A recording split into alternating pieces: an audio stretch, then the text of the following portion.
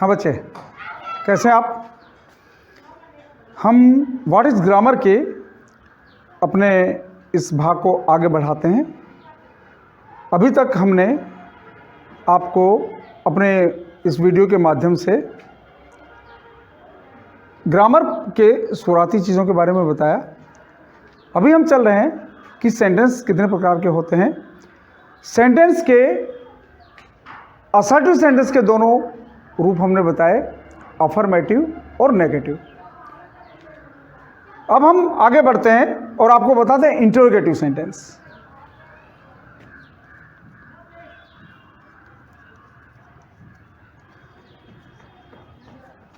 Interrogative sentence. Interrogative sentence क्या? प्रश्नवाचक। Interrogative sentence में प्रश्न पूछा जाता है। बच्चे, हम प्रश्न दो प्रकार से पूछते हैं।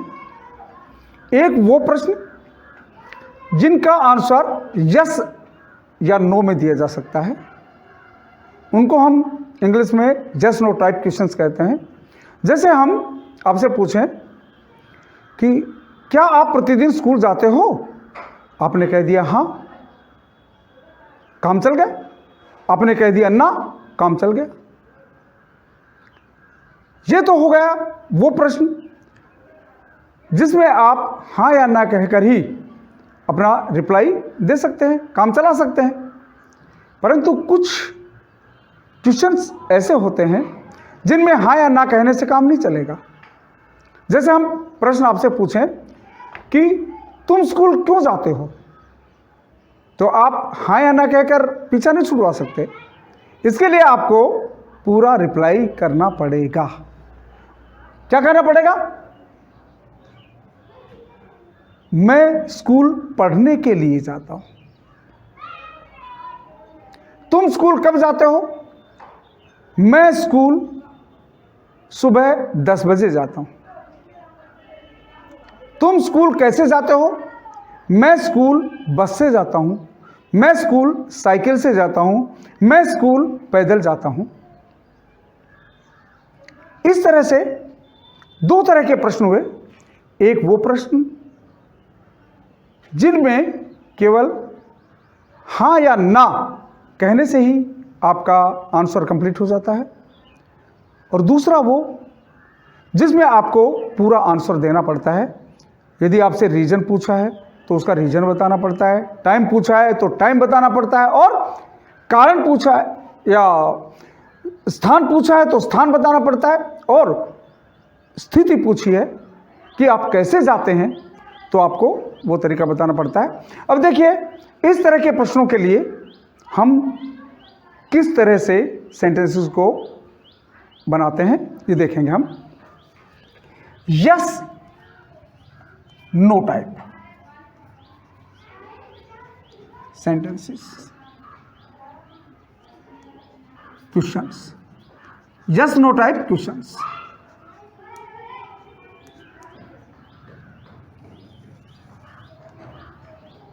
जैसे हम ये सेंटेंस ले लें, is Abhishek a good student. Is अभिषेक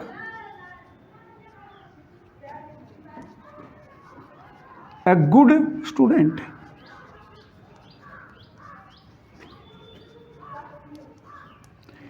आपने कह दिया यस, ये हो गया आपका आंसर, हो गया आपका। तो इस तरह के सेंटेंसेस को हम कैसे बनाते हैं?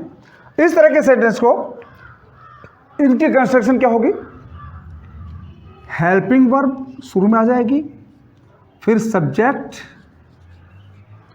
फिर वर्ब, फिर ऑब्जेक्ट, फिर कॉम्प्लीमेंट।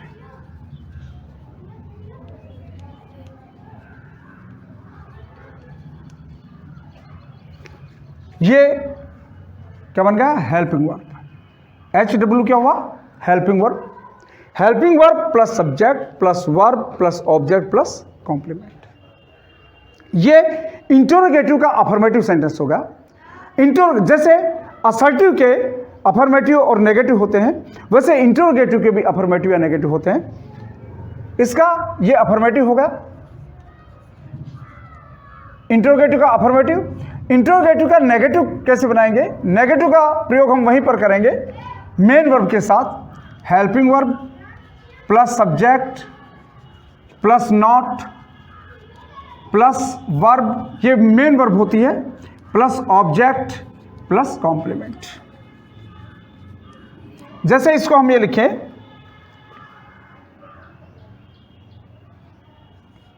इज उत्तम नोट गोइंग टू स्कूल। ये देखिए, ये हेल्पिंग वर्ब हो गई, उत्तम सब्जेक्ट होगा, ये नॉट गोइंग ये वर्ब हो गई और कॉम्प्लीमेंट हो गया। इस तरह से ये यस या नो टाइप से क्वेश्चंस हो गए। दूसरा हमारा क्या होता है कि वो क्वेश्चंस जिनमें आपको फुल रिप्लाई देना पड़ता है, और इसको हम क्या बोलते हैं? WH type questions. ये क्वेश्चन कौन से होंगे? WH type questions.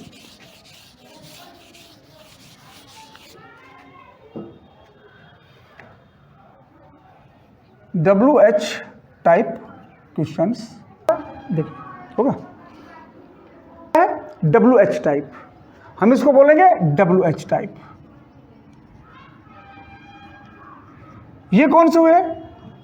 ये वो प्रश्न है जिनके आपको कंप्लीट रिप्लाई करने पड़ेंगे, पूरा आंसर देना पड़ेगा, केवल यस और नो से काम नहीं चलेगा। जैसे सेंटेंस है,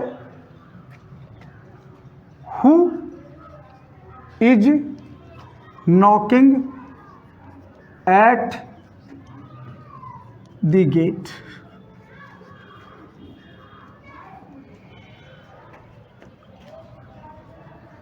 Where did you put my bag?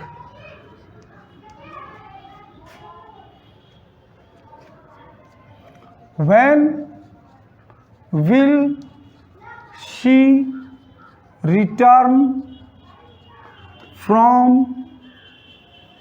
Delhi?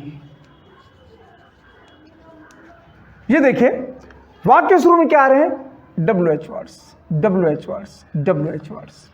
उसके बाद क्या है? Is, did, will. क्या है ये? Helping verbs. अभी जब हम वर्ब पढ़ाएंगे आपको